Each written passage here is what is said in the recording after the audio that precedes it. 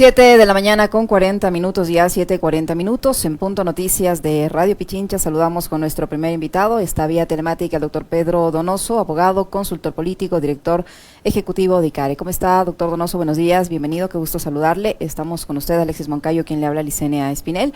¿Qué opinión le merece este anuncio que ha hecho hace los pocos minutos el comandante general de la policía de la detención del presunto de un presunto responsable, de un sospechoso del asesinato del señor Rubén Cherres, este personaje muy cercano al cuñado del presidente de la República y que estuvo inmerso en este escándalo del Gran Padrino? ¿Esto cómo mueve en el ámbito político, cómo se lo debe leer una vez que ha pasado tanto tiempo y el tema ha sido prácticamente tapado, ocultado, escondido? Sobre él no se ha vuelto a hablar hasta hoy, que se espera en las próximas horas los detalles de esta detención. Buenos días, bienvenido. Hola, Licenia, Alexis, gracias, buen día. A ver, específicamente sobre el hecho yo no me puedo pronunciar, no puedo hacer un análisis, es muy pronto, digamos, el evento para tener, digamos, algún tipo de reflexión. Lo que sí puedo decir es que esto nos invita a identificar dentro del proceso eleccionario, que quizás es el tema que yo puedo opinar, la importancia que tiene el gobierno de Guillermo Lasso, ¿no? Es decir, el gran ausente en la papeleta llamado Guillermo Lasso va a jugar un papel preponderante, lo que haga su gobierno o lo que deje de hacer, lo que diga o lo que deje de decir. Este puede ser un ejemplo de aquello, ¿no es cierto?, para, por ejemplo, desmitificar que el gobierno estaba interesado en ocultar el crimen, etcétera, etcétera, etcétera. Pero, por ejemplo, otras cosas, digamos, otros eventos que también son interesantes, ¿no? Es decir, el mal timing del gobierno de, por ejemplo, lanzar o anunciar las reformas de la seguridad social en pleno proceso eleccionario, ¿no? Y ese es un fenómeno supremamente interesante, porque si nosotros vemos la papeleta, ¿no es cierto?, en donde tenemos 8 binomios, vamos a ver que hay 2 actores que a mí me parece que son fundamentales, que son actores o candidatos fantasmas, que yo ya quizás en la anterior entrevista con ustedes había mencionado uno, ¿no es cierto?, que puede ser Leonidas Issa, ¿no es cierto?, con su bandera ambientalista y habiéndose apropiado de las 2 consultas populares, y como le digo, Guillermo Lasso y su gobierno, que evidentemente va a ser un actor fundamental que marque, digamos, una determinada acción, ¿no?, de todo lo que diga o todo lo que deje de decir o hacer. Hola, doctor Donoso, qué gusto saludarle. A ver, sobre lo que planteaba hace un momento Licenia, quizás no sobre ese caso en específico, pero sí hablar sobre el problema de la inseguridad, que parecería es uno de los temas más mencionados por los candidatos, y creo que así lo demuestran los estudios de opinión, una de las preocupaciones, si no la primera, que en este momento tienen los ecuatorianos. Hemos tenido una campaña en lo que va de ella, aunque ayer empezó oficialmente, pero esta ya arrancó hace rato, casi centrada en los temas de inseguridad. ¿Qué es lo que podemos evaluar sobre los mensajes de los candidatos, cómo pretenden llegar, las soluciones que plantean y demás, en el caso específico de seguridad?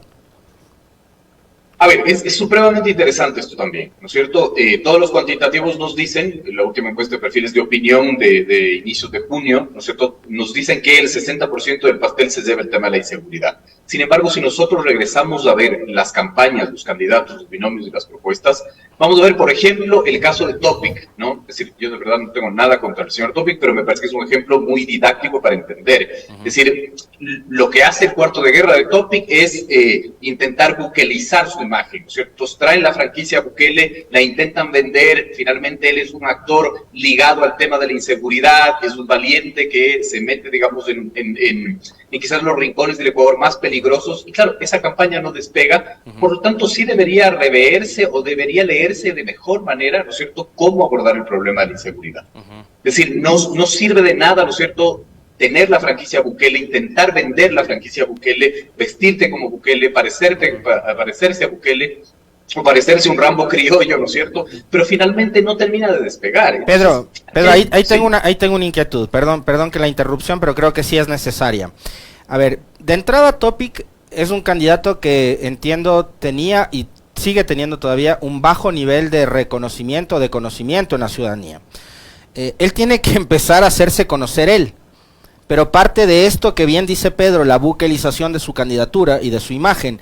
Ahora, la pregunta es, ¿Bukele es como Shakira, que tiene 500 millones de seguidores en Instagram y que en Ecuador la conocemos los 13 millones de lectores?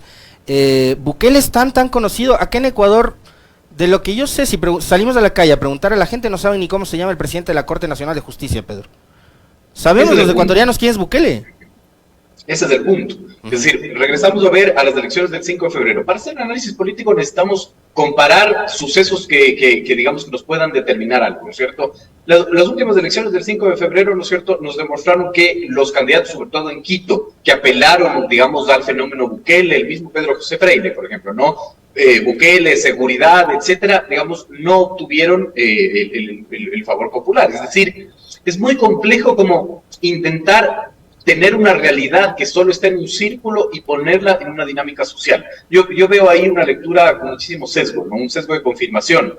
Porque además, no solo es el fenómeno Bukele y esa franquicia, sino el tratar a la inseguridad como un tema monotemático, ¿no? Es decir, una campaña totalmente monotemática sin entender que la inseguridad puede ser un gran paraguas conector a otras cosas. Porque la gente no es que tiene dinero y tiene empleo y sale a la calle y le asaltan y le matan. No, la gente sale a la calle, no tiene empleo, no tiene dinero y además le matan. Entonces, finalmente, digamos, el concentrarte o el hacer campañas monotemáticas están demostrando, ¿verdad?, que los procesos están fracasando. Entonces, yo quiero hacer un análisis un poco más profundo porque creo que las campañas no deben solo ser leídas desde la vertiente con polvo, digamos, no es decir, desde la vertiente solo de la comunicación política. Hay que meterle más lectura sociológica, antropológica, más lectura política, ¿no? Y eso nos está diciendo, o esa lectura, o por lo menos la lectura que nosotros hemos hecho, nos está diciendo que hay 4 campañas que están sucediendo al mismo tiempo. La primera es la de los binomios presidenciales, en efecto, con 7 binomios, ¿verdad?, presentes. Yo quiero hacer una disección del de la Revolución Ciudadana para hacer un análisis aparte, y 2 ausentes, ¿no?, que es Leonidas Diza y Guillermo Lasso. Entonces vemos en esos 7 binomios que es una carrera desesperada por hacer 2 cosas que parece que están siendo contradictorias, que es el darse a conocer, pero al mismo tiempo construir identidad. Entonces, vemos campañas que no tienen una identidad propia. Es decir, si uno compara finalmente al candidato Herbas con el candidato, no sé, Sonnenholzner, vamos a ver que no es que hay una diferencia en sus propuestas, es decir, proponen exactamente lo mismo. Quizás Bukele, Topic intentando, digamos, tener esta imagen bukelizada que tampoco le avanza. Es decir, hay candidatos que en el tiempo en el que intentan hacerse reconocer, están construyendo su identidad, pero finalmente están fracasando en ello, ¿no? Y vemos la campaña de la Revolución Ciudadana, que es una apuesta supremamente interesante, con 2 elementos que me parece que son de análisis, sujetos de análisis, ¿cierto? El primero es que la campaña de la Revolución Ciudadana no encuentra a los 7 binomios como sus contradictores, ¿no? La política es como un baile, tú necesitas un protagonista y necesitas un antagonista. Sigue siendo el gobierno de Lasso, sigue siendo el gobierno de Lasso. Entendió que su antagonista es el anticorreísmo, el concepto del anticorreísmo. ¿Por qué? Porque finalmente antes no se tenía un concepto en el poder del anticorreísmo. Antes el anticorreísmo era un concepto, una entelequia finalmente, que no se había aterrizado. Hoy ellos pueden posicionar esta idea de que el anticorreísmo en el poder es el gobierno de Guillermo Lasso. Es decir, una muerte por cada 1.5 horas en el Ecuador, muerte violenta, una muerte por cada 4 horas de siniestros de tránsito, desempleo. Es decir, esos pueden aterrizar y con ese juego hacer una comparación de el correísmo es este concepto, ¿cierto? Este concepto de obra pública y corrupción, por ejemplo, que ese es el imaginario que está, me refiero, y el anticorreísmo es este imaginario de mal gobierno, ineficiencia, poca inversión pública, etcétera, y le lanza finalmente al lector y le dice compara. Entonces, ellos tienen esa ventaja de haber entendido que su contradictor natural es un gobierno ahorita con poca, digamos, aceptación, con poca valoración positiva. Entonces hacen este juego, y es un juego identitario también que es bastante interesante. Además que hacen un juego geográfico buscando, digamos, aumentar, ¿no es cierto?, la votación que obtuvieron en el 2021, sobre todo en la costa, para intentar lograr ganar en primera vuelta, ¿no? Y de ahí tenemos las 2 campañas que son de asambleístas y las campañas, digamos, de las consultas populares que requieren también otro análisis. Sobre la campaña para las asambleístas doctor Donoso, el Consejo Nacional Electoral ha decidido anticipar la campaña y ya comenzó. ¿Eso en qué medida les va a permitir tanto a los asambleístas, aspirantes a la Asamblea Nacional, como a los propios aspirantes a la Presidencia de la República a posicionar mejor su imagen o hacer que sus mensajes puedan llegar mejor al electorado, tomando en cuenta todos estos antecedentes que usted ya ha citado? Bueno, digamos, es una entelequia creer que la campaña empezó ayer, ¿no? Es decir, la campaña empezó 24 horas después de la muerte cruzada. Es decir, solo se acaba de formalizar, seguramente vamos a ver los spots en los medios de comunicación, etcétera. Pero claro, la campaña, digamos, el proyecto de llegar al poder empezó mucho antes. Es interesante porque finalmente, como les decía, ya diseccionando el análisis de los binomios, ¿no es cierto? Regresamos a ver al de la asamblea, y de la asamblea, el proceso de la asamblea o de la elección de asambleístas es un proceso también muy interesante porque también está presente, por ejemplo, el canibalismo interlista, digamos, ¿no? Es decir, lo que le pasó a Creo y al Partido Social Cristiano en el 2021 podría pasarle, por ejemplo, al Partido Social Cristiano y al Partido Sociedad Patriótico, ¿no? Que están compitiendo finalmente por el mismo electorado, están, digamos, apoyando al mismo binomio, etcétera, ¿no? Entonces, ese también es un proceso interesante de ver cómo es que se pueden, digamos, canibalizar las mismas listas, ¿no? La campaña empezó hace rato ya, una campaña sobreofertada, además, por ejemplo, en redes sociales, pero sobre todo que nos va a enseñar, y eso es lo que creo que va a ser lo más rico, digamos, que nos va a dar nuevos elementos para poder profundizar el análisis. Y ojalá no nos pase lo del 2021, donde el análisis fue tan simplista que, por ejemplo, la lectura sobre el fenómeno Hervas es una lectura que a la larga le hace daño finalmente a los mismos candidatos, en donde se cree que Hervas llegó a donde llegó por TikTok finalmente. Y estamos viendo que no, estamos viendo que quizás ahorita hace los mismos TikToks y no termina de despegar tampoco, ¿no? O el tema de Bukele, etcétera. Nos van a dar nuevos elementos para poder hacer un análisis, digamos, post-elecciones. Ahora, Pedro, hay algo que a mí me genera inquietud, y es que hay candidaturas que están tratando de repetir fórmulas del pasado. Por ejemplo, quiero citar un caso, ¿no? Hubo gente que celebraba el uso de los zapatos rojos en 2021 y hoy esos mismos analistas que hablaban de lo efectiva que fue la estrategia de los zapatos rojos critican el uso de las famosas gafas blancas con cristales azules de Luisa, ¿no es cierto? No dejemos de lado el tema de los borreguitos por un momento, pero son cosas similares. ¿Pueden llamar la atención? Pregunto, o ya son, digamos, herramientas que pueden resultar como canzonas, no sé, o repetitivas. Te pregunto esto también, ¿por qué, Pedro? Porque me da la impresión de que la candidatura de Yacu Pérez también empieza a repetir las mismas estrategias de hace 2 años. ¿Por qué? Por ejemplo, el uso de la imagen de Manuela Pic, que apareció en 2021 y que aparece nuevamente ahora. Son tácticas identitarias, sobre todo el tema de las gafas, por ejemplo, ¿no? Y ya es una apuesta de diferenciación.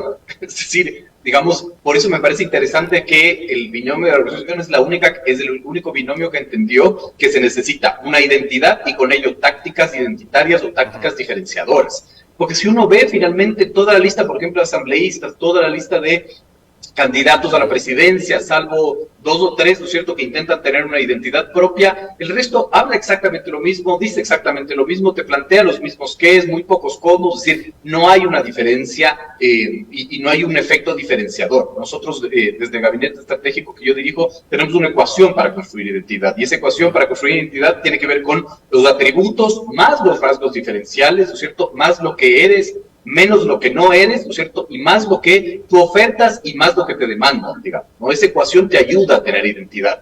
No estamos viendo que hay identidad. Entonces, el tema de las gafas, de los zapatos rojos, que además, como usted dice, Alexis, es criticado ahora y antes era celebrado, y viceversa. Ahora es celebrado y en lo de los zapatos rojos era criticado, es decir, la polarización nos lleva a esos puntos chistosos y absurdos, ¿verdad? Pero es una táctica identitaria. Y, por ejemplo, Yacu Pérez, es interesante también ese fenómeno porque está replicando, ¿no es cierto?, los elementos en una coyuntura y en un contexto totalmente distinto. Habrá que ver si sirve o no sirve, esta es otra discusión, ¿verdad?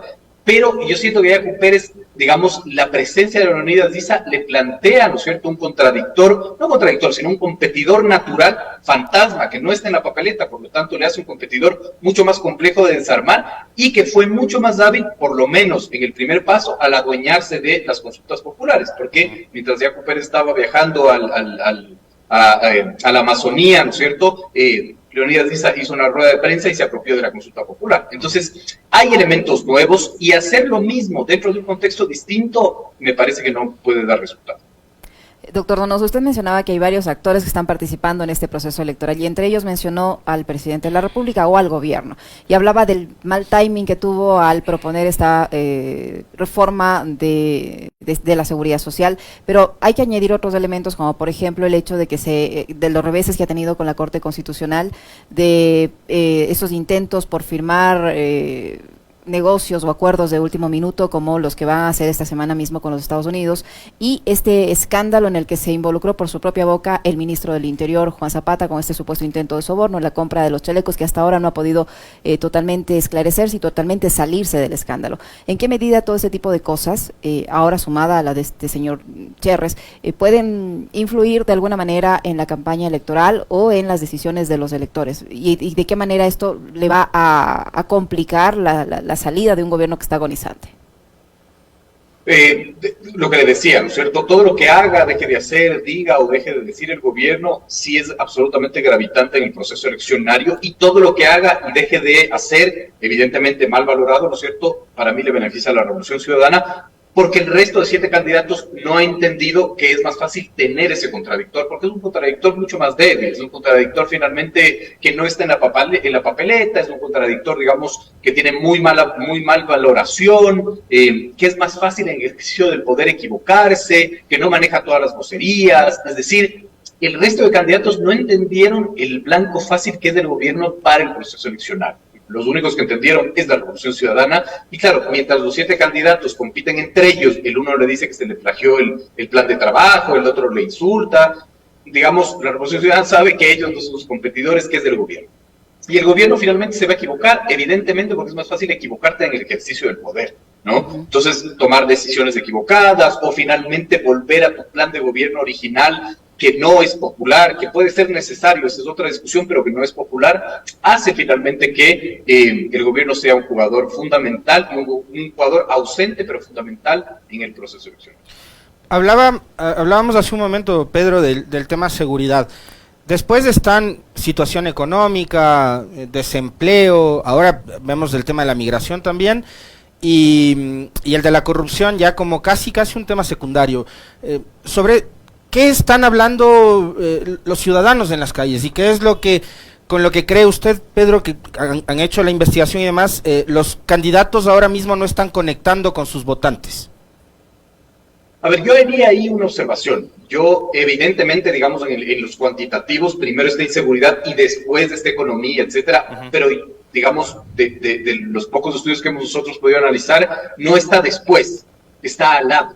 Es decir, lo que planteaba, ¿no es cierto? La inseguridad no es solo una temática de preocupación, porque la gente también está desempleada, tiene hambre, tiene miedo, desasosiego, etcétera, etcétera, etcétera, ¿no es cierto? Le preocupa la corrupción. Entonces, el creer finalmente que solo voy a hablar de inseguridad porque los cuantitativos me lo dicen, y poder construir mi campaña solo hablando de inseguridad, es decir, de combate a la delincuencia, es un problema, y es un problema porque minimiza las necesidades de los ciudadanos, ¿no? Un poco lo que les planteaba, es decir, no es que el ciudadano tiene dinero, tiene trabajo y salen y asaltan y tampoco tienen ni dinero ni trabajo, mira, ¿no? El proceso migratorio, es decir, es un cúmulo de cosas, ¿no es cierto? La falta de servicios públicos, de calidad de los servicios, etcétera, no está siendo parte, digamos, de la dinámica de la campaña. Y lo que a mí me preocupa más allá de lo que están hablando los candidatos o no, es la manera como lo plantean. Es decir, si uno hace una auditoría, por ejemplo, de los planes de gobierno, va a ver que los planes de gobierno son un costal de obviedades y además un costal de qué es, un costal de sobrediagnósticos. Todo el mundo ya sabe finalmente. Pero no hay el cómo, lo fundamental, ¿cómo lo van a hacer? Porque yo puedo venir y decir 2 millones de empleo, seguridad, salud, educación, ya, ok, ¿cómo? ¿Cómo, cuándo, dónde y con cuánto y de dónde va a sacar? Digamos, es decir, no es solo el cómo, sino cuándo, dónde, con qué plata, es decir, hay que aterrizar mucho más finalmente, ¿no? Esos procesos, y por eso creo, y aquí hago, digamos, otra disección, y por eso creo, por ejemplo, que los debates son fundamentales independientemente de quién los convoque, independientemente de quién los organice, porque además ya tenemos, por ejemplo, una reforma al Código de la Democracia que me parece que es un avance democrático importantísimo, que es obligarles a los candidatos a debatir, pero todas las intenciones de debates que hagan otros medios de comunicación, independientemente de que nos guste o no nos guste, ese es el problema también finalmente del discurso político y del debate político en el Ecuador, que aquí es, porque no me gusta quién convocó al debate, no voy, ¿no? No, el debate es un bien público en donde, ¿no es cierto?, los moderadores pueden profundizar en esto, en los cómo a los candidatos, porque si no, no hay espacios más profundos para poder decirles a los candidatos, explíquenos no el qué, sino el cómo. Muy interesante. Pedro, a ver, hablando ya estéticamente, digamos, la campaña de los borreguitos a mí me resultó bastante simpática. Yo revisaba datos y lo comentaba el otro día con la audiencia, cómo se originó, por ejemplo, la utilización de los animalitos en los Estados Unidos. El burrito para los demócratas identificado con un candidato por allá por 1878, el elefante para los republicanos, etcétera, etcétera, y cómo ellos han ido incluso construyendo marketing sobre este tema. Un detalle que se me olvidaba comentarles es que a la vuelta de la Casa Blanca hay un gran local comercial de souvenirs, de recuerdos y de tales, y mucho tiene que ver con la utilización de estas figuras. Los partidos políticos se apropiaron de esas figuras. Acá el borrego en principio fue un insulto, y ellos terminan apropiándose de ese concepto como para tomarlo en buen plan, y empiezan a generar productos con inteligencia artificial. Además, eso merecería también un comentario de parte de Pedro Donoso, la utilización en esta campaña de la inteligencia artificial, para bien y para mal, y le planteo eso, la utilización del borrego, la apropiación de ese símbolo en el correísmo, para lograr también esa identificación de la que hablaba hace un momento Pedro, y también el uso de estos aparatitos tecnológicos, ¿no? A ver, yo veo dos objetivos con esa campaña. La primera es la identidad, es decir, establecer una identidad clara que ya le da una ventaja. No nos guste, discutamos o no, no importa, pero finalmente nos hace hablar y le da identidad. Es decir, finalmente los borregos, porque los otros 7 candidatos son lo mismo, ¿no es cierto? Podrían entenderse como lo mismo y no tienen una identidad, digamos, establecida, ¿no? Entonces, ese es el primer objetivo, darle una identidad, digamos, muy puntual, como el tema de las gafas, ¿no es cierto? O como el tema de los zapatos rojos. Y el segundo, que es una discusión que se quedó en redes sociales, que me pareció interesante también, era un intento de reversión de estigma, ¿no es cierto? Es decir, de el estigma que nosotros tenemos sobre los borregos, revirtámoslo y convirtamos finalmente ese estigma en algo de lo cual pueda enorgullecerse. Yo, a diferencia de varios analistas, digamos, a los cuales respeto evidentemente, pero tengo otra hipótesis, y mi hipótesis finalmente es, esto no va al voto duro, esto va al voto, digamos, quizás medio blando, semiblando, ¿no es cierto?, en donde invita a decir, no se avergüencen finalmente de ser correístas, no se avergüencen finalmente de ser borregos, porque esta nueva campaña es bastante popular, digamos, ¿no? Es interesante porque, por ejemplo, yo creo que el anticorreísmo tiene mucho de estatus social también, ¿no? Es decir, el anticorreísmo puede ser entendido como un estatus social que a la larga finalmente a la intimidad de la urna termina desvaneciéndose, ¿no? Por eso ha ganado Paola Pavón, Marcela Guiñaga, Pavel Muñoz, etcétera, ¿no? Entonces, esa puede ser también una estrategia finalmente no al voto duro, sino a un voto que quizás no se atreve aún, digamos, a plantearse como finalmente votantes del correísmo, ¿no? Entonces me parece que esas dos campañas son interesantes y hay que analizarlo mucho más allá del tema moral de si nos gusta o no nos gusta y si te parece bien o mal que les digan borregos a sus votantes. El tema de la inteligencia artificial. Bueno, digamos que ya es un tema que necesita mucho análisis, ¿no es cierto?, que requiere mucho entendimiento, es una herramienta fundamental, pero sigue siendo una herramienta. Es decir, el Ecuador finalmente no se puede traer modelos de primer mundo, aplicarlos acá y creer que eso va a funcionar, ¿no? Por ejemplo, también el tema de redes sociales, por ejemplo, también el tema, digamos, de Internet, etcétera, aún sigue siendo el territorio lo fundamental en el Ecuador, porque no tenemos tanto acceso a Internet, porque finalmente las dinámicas son distintas, ¿no? La inteligencia artificial te sirve mucho, pero sigue siendo una herramienta. Lo peligroso es cuando las campañas cambian las herramientas por fines, ¿no? Y creen que finalmente es lo único que hay que hacer. Doctor Donoso, hay encuestas que señalan que el estado de ánimo de la población no es el mejor, por todos los problemas que usted acaba de mencionar, el tema de la seguridad, el tema económico, la falta de empleo, el tema sanitario, etcétera, etcétera, por todos los problemas que la sociedad tiene al momento. No estamos optimistas, digamos así, el pesimismo está mayormente generalizado en nuestra población y con ese pesimismo la gente va a acudir a las urnas. Este proceso electoral, al ser anticipado, al ser al apuro, al ser inédito, de alguna manera puede sembrar en algún sector de la población un hilo de optimismo, de esperanza para que las cosas puedan cambiar. Creería que no, creería que finalmente el proceso eleccionario no lo va a hacer, ¿no es cierto? Quizás no de optimismo, sino de expectativa. Y ese también es un problema, ¿no? Es decir, para mí, si uno hace una lectura del gobierno de Lasso, el origen finalmente de su desgaste, ¿no es cierto? No quiero decir fracaso, pero su desgaste, etcétera, sí fue el altísima expectativa, ¿no? El fenómeno Lasso, ¿no es cierto? Y su propia campaña, es decir, no sé si usted recuerda los últimos días de campaña de Lasso, este spot en donde decía al día siguiente de que gana Guillermo Lasso, tienes trabajo, el Ecuador está súper bien, etcétera. Generar expectativas es el peor enemigo de los políticos, ¿no? Y de las dinámicas políticas. Yo creo que la generación de expectativa puede ser, digamos, un comportamiento social, ¿no es cierto?, con respecto finalmente a las cifras de pesimismo, y claro que ese es un gran reto para el que se siente Carondelet, no tener que administrar esa expectativa, porque mientras peor está una sociedad, más expectativa de mejora tiene, ¿no? Es decir, yo creo que el fenómeno es distinto. La gente cree que mientras más mal está, más se acostumbra a estar mal. No necesariamente, ¿no? Más va a querer finalmente salir del pozo, y creo que esa expectativa puede ser difícil de administrar.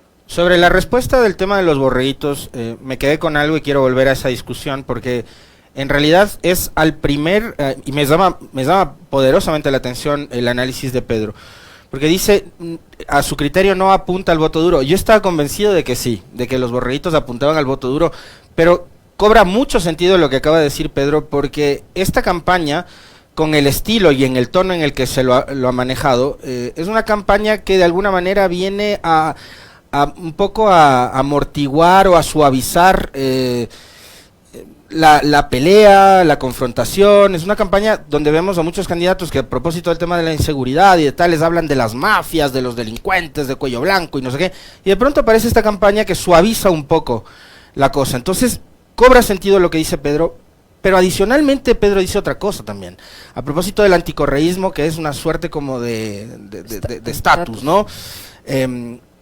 Hay gente que empieza, o ya empezó ese ambiente adverso que tenía el correísmo, también a un poco a bajar la tensión, Pedro. Es decir, ya la gente no tiene vergüenza de reconocerse como, sí, yo sí fui simpatizante de Correa en algún momento, sí, me parece que hizo Correa un buen gobierno, sí, yo voté por Pavel Muñoz, aunque no lo dije, etcétera, cosas así. O sea, y empiezan, porque en el 2021 se notaba eso, ¿no? Se veía esa animadversión, esa resistencia.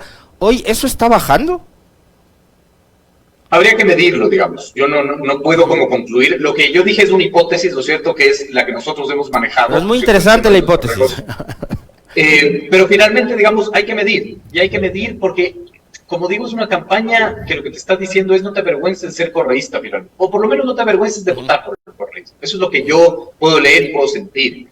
Y eso no hubiese sido posible, evidentemente es una obviedad lo que voy a decir, si es que el anticorreísmo exacerbado no estuviese o no se hubiese sentado en Carondelet. Es decir, yo creo que el gran error de Lasso fue sentarse finalmente y apropiarse del anticorreísmo. Entonces, señalar a Correa, a Nebot y a Isa como el triunvirato de la conspiración, ¿no es cierto? Y ya colocarse finalmente en esa trituradora nefasta que es el correísmo anticorreísmo. Entonces, uno va a decir, pero usted sigue repitiendo lo del anticorreísmo y correísmo. Sí, porque estoy haciendo un análisis factual, ¿no es cierto?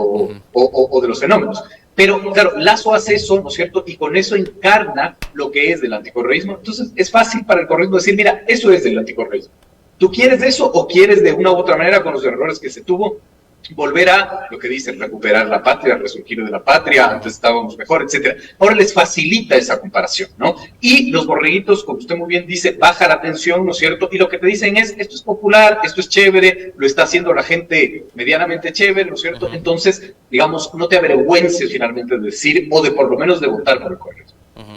Interesantísimo. Gracias, Pedro. Muy amable, doctor No, Donoso, muchísimas gracias. A ustedes, buen día. Lo propio para el doctor Pedro Donoso, abogado, consultor político y director ejecutivo del ICARE, que ha estado con nosotros. 8:08, una brevísima pausa, no se vayan.